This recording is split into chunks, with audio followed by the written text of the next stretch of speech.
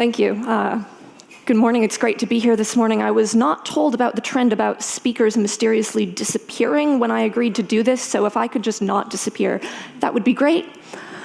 I'm going to be talking about building bridges with effective DevOps, using the principles of DevOps to create connections in between people and in between teams.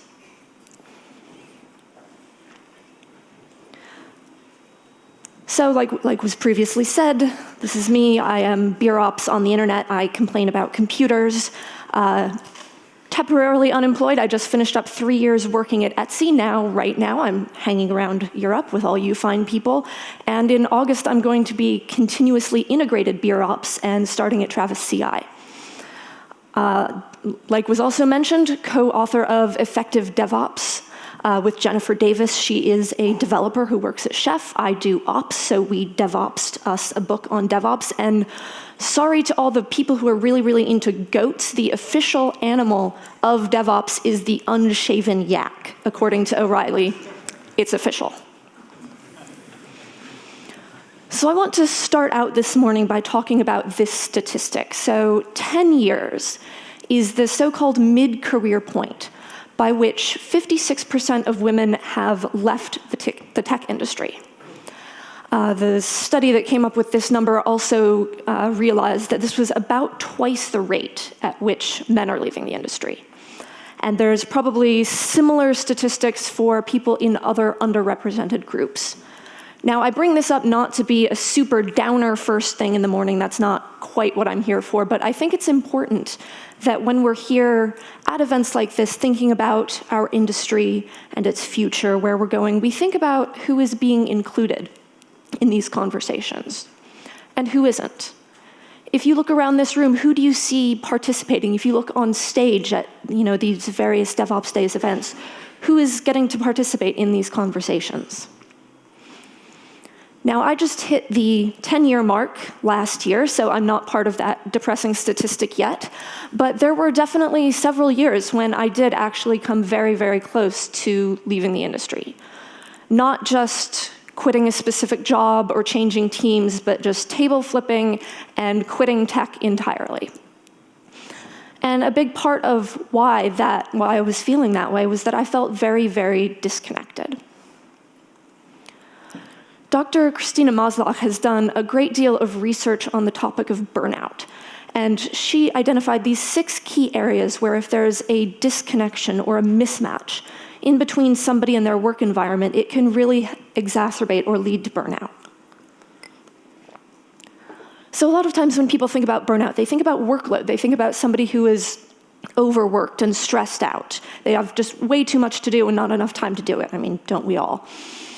And that can be a contributing factor to burnout. But if somebody is just feeling stressed out or a little overworked and everything else in their work environment is fine, they're probably going to be busy, but they're not necessarily going to be burnt out. There can be a mismatch in the area of control. Maybe you feel like you don't have any autonomy in your day-to-day work, or that your manager is micromanaging you all the time. There could be a mismatch of rewards, feeling like maybe you're not being compensated for the work that you're doing, or your work isn't getting recognized. You might feel like you're being treated unfairly. Maybe, your peers are getting paid more money than you are for the same exact work, or you're not getting the same opportunities that your colleagues have to do interesting projects. You might feel that you don't share the same values as your team or your company. Maybe you don't agree with the way that your organization does business, or maybe you and your manager just don't see eye to eye on what work is valuable or important for your team. And there can also be the feeling of disconnection from your community. Maybe you don't really get along with anyone on your team, or you don't really feel like you belong in your workplace. These 6 areas can all greatly contribute to feelings of burnout. Now, when I was struggling with burnout myself, there were a couple other areas where I was feeling big mismatches or disconnects. One of those was feeling disconnected from the industry, which is a really similar feeling to disconnection from your workplace community, but it goes beyond just your team or your organization. There was a time when I didn't feel like I belonged in this community at all. I spent years being the only woman in engineering at various companies. I spent years being the only ops person at companies. I felt like I didn't see anyone who looked like me being successful in this industry, and that was really tough. I also felt, for many years, feeling like I was disconnected from myself. Again, that feeling of being the only one, the only person like you in a team, in a room. I felt like I had to be the cool girl who laughed at everyone's sexist jokes, even though they made me cringe, because I didn't want to be that person who was always making a big deal out of things. And feeling like you have to hide part of yourself, that you cannot be your genuine self in these workspaces where we spend so many hours of our lives, that can be a big factor in contributing to people feeling burnt out. So again, when I talk about burnout here, I'm not talking about just feeling a little bit stressed out or overworked, but we're talking about burnout being a lack of efficacy, increased cynicism, and exhaustion. When I get burnt out, I'm like, well, everything sucks, but I'm too tired to do anything about it. Somebody just get me a beer, I'll be over here. How do we combat that? We want to take this place of disconnection and turn it into connections. So we have people engaged again. So we have people feeling a sense of effectiveness and optimism and energy, that they can make changes. A big part of what helped me stay in tech, in this industry, was the idea of DevOps and how it helped create connections. So instead of being the only person at a company who cared about whether or not the site was on fire, I started to find this community of people on Twitter who, cared about the same things. I could live vicariously through the devopsdays hashtags and find people who had the same interests and the same concerns. So it was about finding this community. Breaking down silos in between devs and ops isn't just good for business and for teams, but it's good for people as well. So in our book, Jennifer Davis and I came up with what we describe as our 4 pillars of effective DevOps. We did a bunch of research and investigation. We did formal and informal case studies, and we figured out that the organizations that were doing DevOps most effectively had these strong connections, these 4 key characteristics. We start out talking about collaboration. And here we're talking about individual people working together, with shared interactions and input, building towards a common goal. And here we're talking about a common team goal, usually, which might sound pretty basic or pretty foundational, but if you have people on the same team who can't work together, it's pretty unlikely that you're going to have people on different teams being able to work together any better. So this individual collaboration is really foundational for starting to think about a DevOps culture. We next have affinity, and here we're talking about inter-team affinity and relationships, building up empathy and trust in support of shared organizational and business goals. And this is what people typically think of when they think about DevOps, is this affinity between, the dev team and the ops team. It bears mentioning that tools exist. There are a lot of cool tools out there. We can use them. But Jennifer and I view tools not as the end-all, be-all. We're not going in our book and saying, you should use this specific tool, and that's how you do DevOps. We view tools as accelerators of culture that can enhance and support this culture of collaboration and affinity that we've been building. Tools reinforce culture, but they do not replace it. Like Chris said, tools will not fix a broken culture. You can have all of the Docker that you want, but if there are underlying cultural issues, those have to be addressed. If you have a culture that is so broken, where people trust each other so little that they refuse to talk to one another, switching from HipChat to Slack is not going to magically fix that. Like, Slack's pretty cool, Docker's pretty cool, there's some really neat tools out there, but they are not magical band-aids that will just fix any underlying cultural issues. And finally, we have scaling. And here, when we talk about scaling in the book, we're not talking about some magical enterprise DevOps that's different from regular DevOps, because that's not a real thing. But we're talking about applying the previous 3 pillars, the considerations of collaboration, affinity, and tooling throughout the various inflection points of an organization's life cycle. As an organization grows and changes, there's going to be different concerns, different problems that you're facing that relate to the previous 3 pillars, and figuring out which problems you're really trying to tackle at any given point in time is the key to making a DevOps culture last as your organization grows and changes. So we have these 4 pillars of effective DevOps, and ultimately what they're helping us do is to create connections. These might be connections between people on a team, helping them more easily share their experiences and ideas. It might be connections in between teams, helping various teams and departments work better to support the organization. So what are some concrete things that we can do within our organizations to help us grow and create these connections, to build this empathy in between us? A lot of these ideas that I'm going to talk about now are things that I saw work really well when I was at Etsy, that I think could work well at other organizations as well. So we start out with the idea of boot camps. When new employees start at Etsy, they do what we call boot camps, where they spend a few weeks working on other teams, not the teams that they were originally hired for. This usually lasts between 1 and 6 weeks. People will boot camp on 1 to 3 different teams, depending on how much time and interest they have to do this. Usually working on related teams. So somebody starting on the ops team might boot camp with security, since those 2 teams work pretty closely together. They are learning about and contributing to these other teams. They're actually doing work. They're not just sitting around reading documentation and twiddling their thumbs. And they're also building up relationships and understanding, learning who these people are that they're going to be working with and what their problems are, building up empathy. Because this is done at the beginning when people first start, it's a lot less disruptive to their own team, because their own team did without them for however long before they joined the company. They can deal for a few more weeks. Now, that being said, it doesn't make sense to limit the usefulness of this inter-team interactions to just when people start. So we had something called yearly rotations, where current employees within engineering could, once a year or so, spend about a month rotating onto another team within engineering. This being a longer, month-long rotation gave people the chance to really dive into, bigger, more substantial projects. Again, they're building up these more meaningful relationships because they're working on another team for a month. They're going to that other team's meetings instead of their own.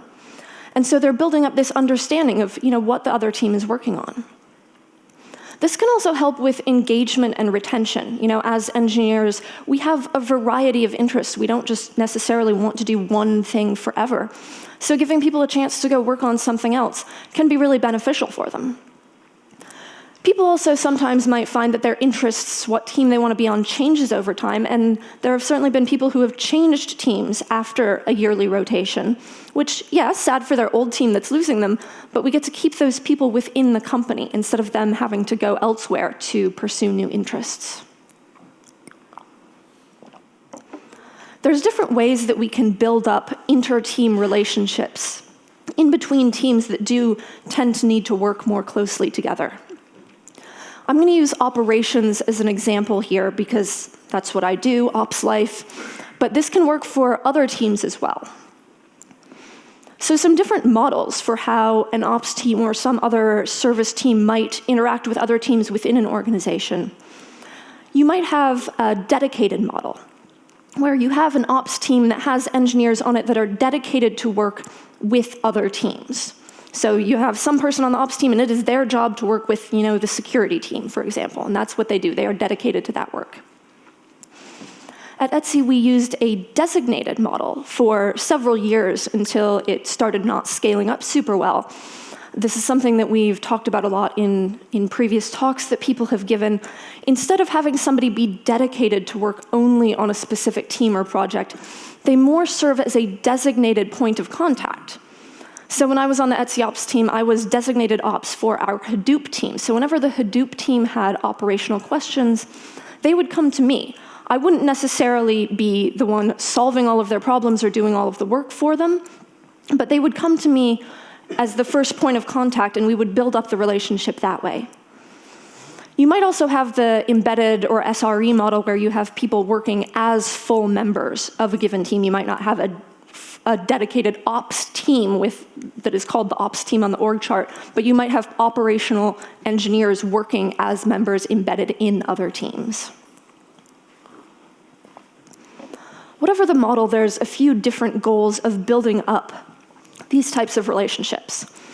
So there's being able to proactively identify work that needs to be done. The example story that I like to tell about this is several years and many jobs ago, I was sitting around doing my computering one day, and the CEO of the company comes up to me and he says, "Catherine, this new product that we have is down on mobile. Why aren't you fixing it?" And my response, unfortunately, was, "Sorry, what new product is that?" Because somehow the dev team had built and designed and created and launched and put in front of customers a brand new product, and nobody thought over the months that this was happening to tell the ops team about it. So the way that we found out that it was down was when the customers yelled at the CEO and the CEO yelled at us, which, as you can imagine, is maybe not ideal. If you have these ongoing relationships in between the ops team and development teams, between other teams, you can maybe prevent that sort of unfortunate thing from happening. We have shared understanding and domain knowledge, and this can go both ways. When I was working as designated ops for Etsy's Hadoop team, I was learning a lot about Hadoop, which made me be able to help them out better. But I also got to teach them about Chef and about Nagios. So we were teaching each other, helping each other learn and build up the skills that could help us work together more effectively. Obviously, building up these relationships, you have more visibility and communication in between teams, and just more collaboration and empathy in between people. Because instead of people being just a tiny picture on a screen or just a handle on IRC or Slack, you get to know them as people, as individuals. One final way to create connections, especially within engineering, is to try and foster a culture of transparency. So planning meetings, teams' weekly meetings, these could be open. At Etsy, there would be people on other teams who would just drop by the weekly ops meeting. Some of them were just curious as to what was going on. Sometimes they had specific questions like, "Hey, we're building some new API endpoints. Can we talk about capacity planning for the API cluster so it doesn't fall over?" That's a cool sort of thing that you can do when you have these more open and transparent team relationships. Architecture reviews or operability reviews, whatever processes you have for making changes to your infrastructure or putting things into production, how you launch new products. Having these be open, so again, people know what's going on. People know, oh, hey, there's a new product being launched. It's good to know about that. So when I hear people talking about it and I notice, maybe it's a little bit on fire, I know that that's an important thing and the customers don't have to yell at the CEO. Having postmortems be open. This is something that I find really, really valuable because when people who weren't directly involved with an incident come in and they listen, they will ask questions with a different perspective. They have a different context or a lack of context. And that leads to different questions, different points of view, which really helps foster this culture of learning, which really is the point of postmortems. You can also have things like open email lists, open Slack channels, so that people can just keep an ear out, build these relationships, know what's going on, and get to know each other over time.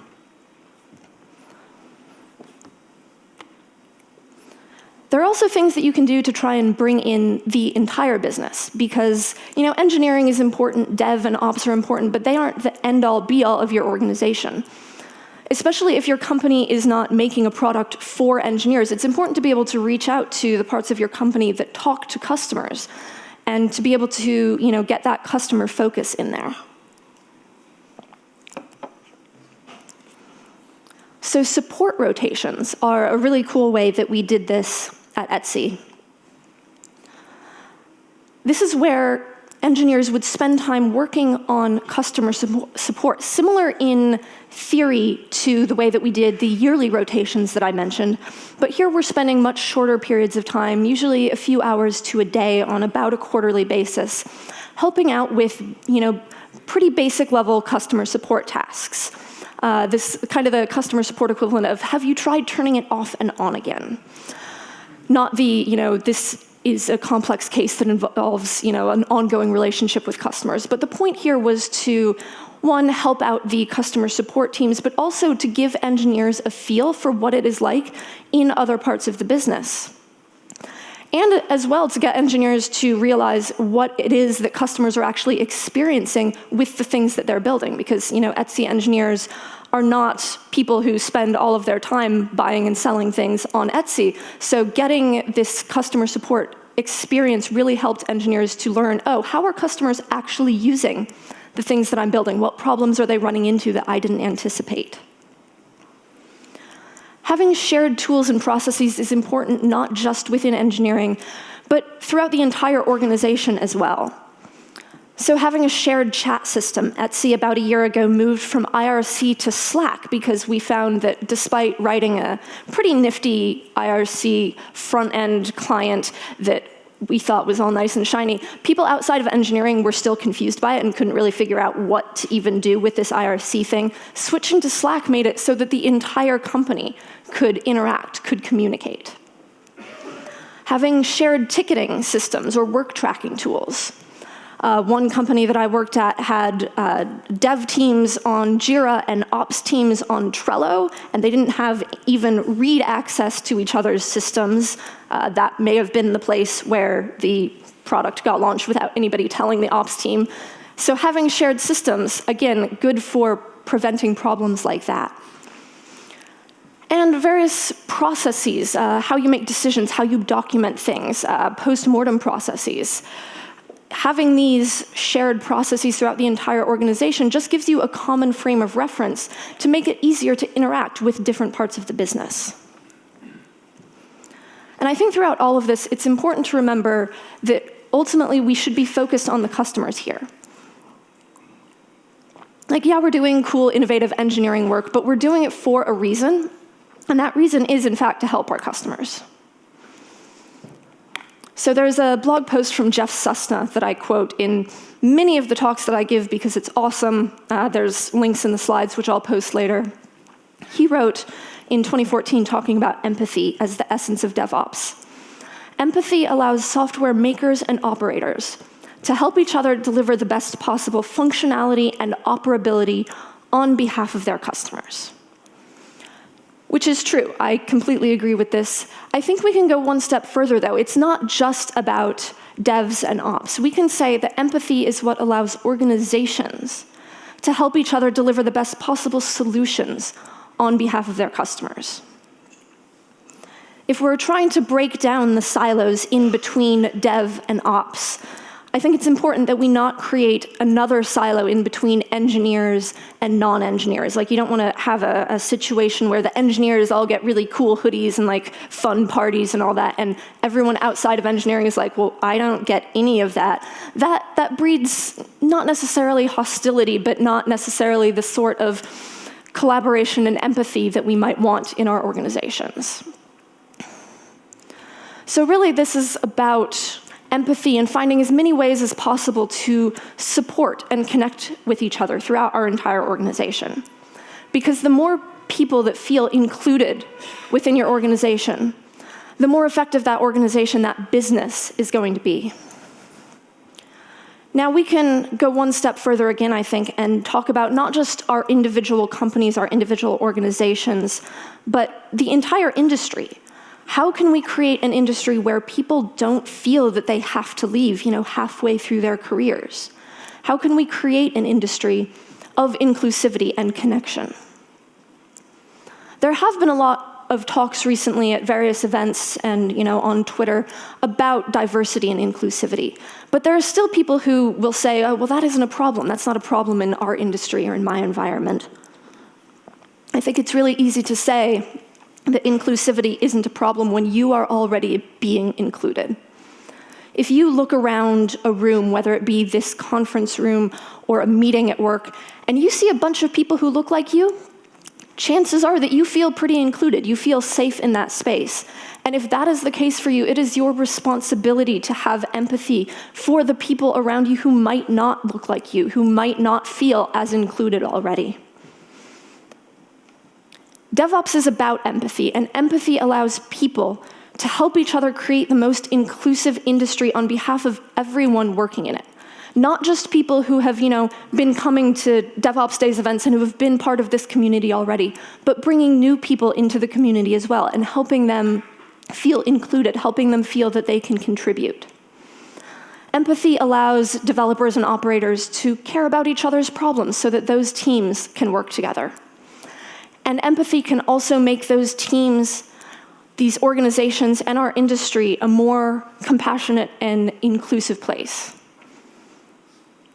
Writer and civil rights activist Audre Lorde, when she was writing about diversity and difference, wrote, "Difference must be not merely tolerated, but seen as a fund of necessary polarities between which our creativity can spark like a dialectic."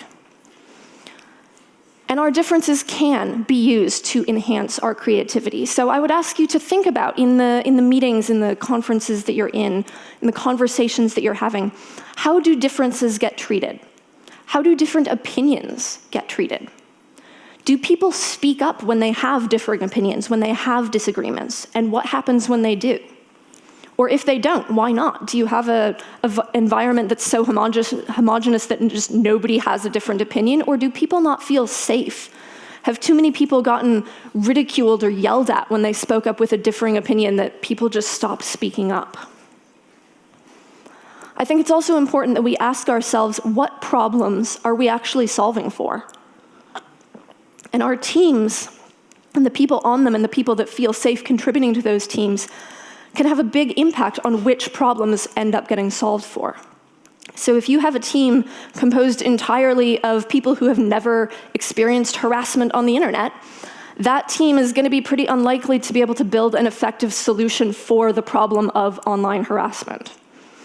Or if you have a team of, young 20-something white guys in Silicon Valley, you end up solving problems that are like your parents as a service, because those people just, don't want to do their own laundry and don't want to cook their own meals. And who wants to do their own laundry? But there are other classes of problems out there that we might consider solving. And ultimately, what we are trying to do here with technology is solve problems.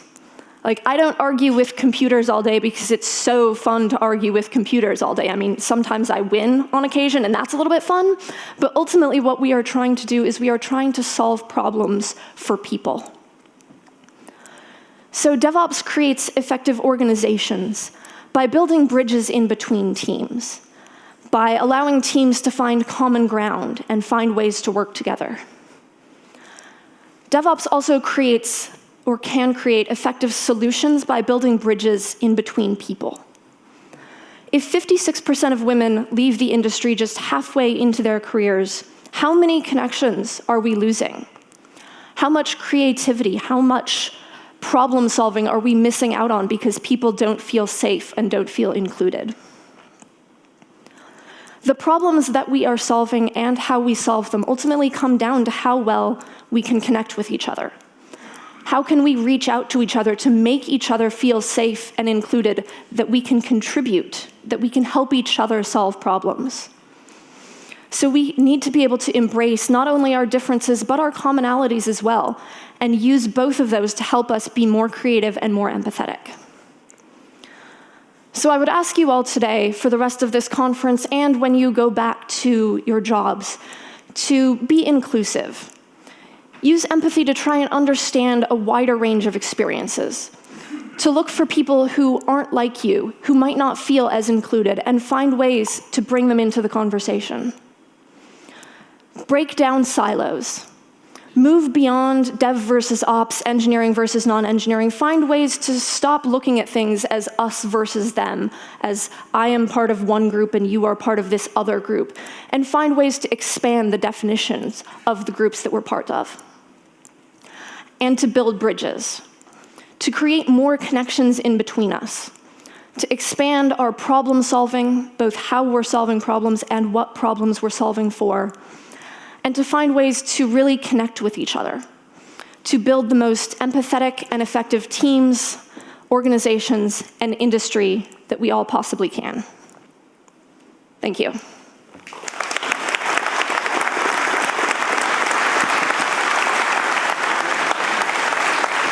Thank you, Catherine. So, there must be someone having questions about this, right?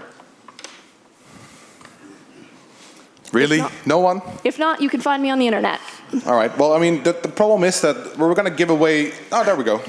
Now, before I start, because I figured no one was going to have questions, so now I'm going to lure you guys. The one with the best question for Catherine, and Catherine, you get to decide, is going to get a signed copy of Catherine and Jennifer's book, Effective Devops. So, yeah. All right. Now you can raise your hands. Do you want to throw it, or should I just do it? Go for it. Do any of your advice apply differently to large versus small organizations? Yeah, I mean, there's definitely going to be things that work better or worse based on organization size. I think the different models that you can use, embedded, dedicated, designated, will work differently based on team size. So when I was at Etsy, when I started out, the ops team was 10 people. We had a couple hundred engineers, and doing designated ops worked really well then. But as the number of teams within that greater engineering organization grew, we just found that we didn't have the bandwidth on the ops team as a team of mostly generalists to interact with all of those other teams more effectively. So we started looking towards, having dedicated teams for different specific functions like monitoring or provisioning. Feel free to pass it on. Yeah. Just a warning, like when it's getting passed around, like look out for it. We did have an incident a couple years ago. Hey, so looking for advice. You talk a lot about inclusiveness and getting people together and so on. And there's always that one guy who is not fitting in. And he doesn't want to fit in. And he's really, affecting everyone other. Your advice, what to do with those instead of firing? I guess it would depend on how the person is not fitting in, because I don't believe that... I can explain.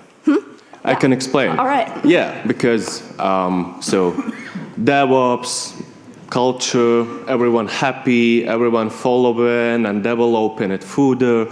And there's one guy who's saying, I just want to sit and do my work. I don't want to go to those community meetings. I don't want to do this stuff. I'm typically ops guy.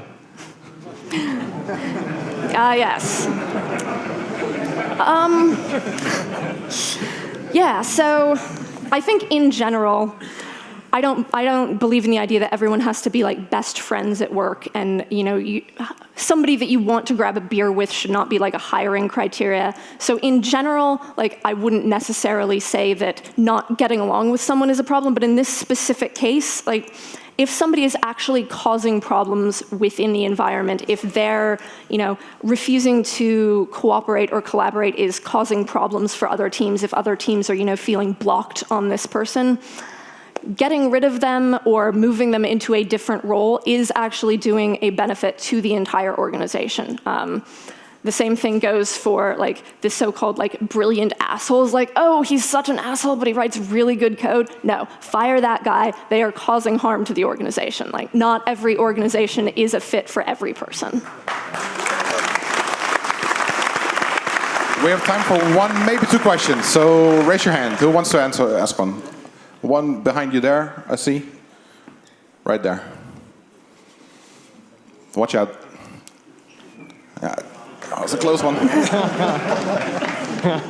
Safe hands. No. Okay, so you mentioned quite a lot of interesting stuff about the cultural things that you put in place at Etsy, like onboarding and moving people around to keep them engaged. What do you feel was most effective out of all of the different things that you did at Etsy? I think actually the yearly rotations were the most effective. There's a lot of fun collaborative projects that came out of that, just because people tend to be really engaged when they get to go work on something new that isn't the same old problems that they've been dealing with day in and day out. I did a cool project a couple years ago with our performance team. The performance team works with a bunch of other like product teams, less like full stack engineering teams who want to get information on the performance of various web pages across Etsy. Etsy uses Nagios. Yeah, it's a thing. It wasn't a great solution for people to get alerts for performance on individual pages. It was kind of an all or nothing and set up 5 billion Gmail folders. So I got to work with the performance team to write like a really cool like web interface in our internal tools directory that let people just subscribe to individual page alerts. Like I had not done a whole bunch of any front end since I was like 15 and GeoCities was cool. But getting to learn from them and do stuff like that solved real problems and it was a lot of fun. So the yearly rotations was definitely, I think, the best thing. Thanks. Thank you. Let's just do the very last one. There's a guy over here. We're going a little bit over, but let's speed it up. Okay, yeah. So, I don't want to sound like the guy from this gentleman's question, but at my workplace, I find that there's a huge attempt to increase visibility like all the time, and I very often find myself at meetings I don't really want to attend. Things like somebody moves to a new role, and to explain what his new role is, we spend an hour in a meeting room, and then the same thing happens with another person, the whole team. Or sometimes we go into inception meetings that last like 2 days for highly experimental projects. The latest one didn't even go ahead. We just sat down 2 days, 9 to 5, discussing things and didn't go ahead. Or things like right now we are designing a new page, and as a developer I have no UX experience. I had to have an A4 paper and draw some prototype designs. What do I know about UX? Like nothing. And we have UX engineers. So what is the solution? Do I politely decline, or do I raise this issue and try to convince people that not all of this is necessary? I would consider raising the issue if you feel comfortable doing that, because if you are feeling that there's too many meetings that aren't the best use of everyone's time, it's quite possible that other people might be feeling the same way as well. And just try and brainstorm with people, hey, what are some other ways that we can get more input, get more collaboration, give people a chance to provide input without requiring, synchronous meeting time. There's probably other solutions out there, so. Okay, cool, thanks. Thank you. That went well this time, but it was like vodka and everything here, so be careful. All right. Well, Catherine, moment of truth. Who's getting the book? I think that's going to be you.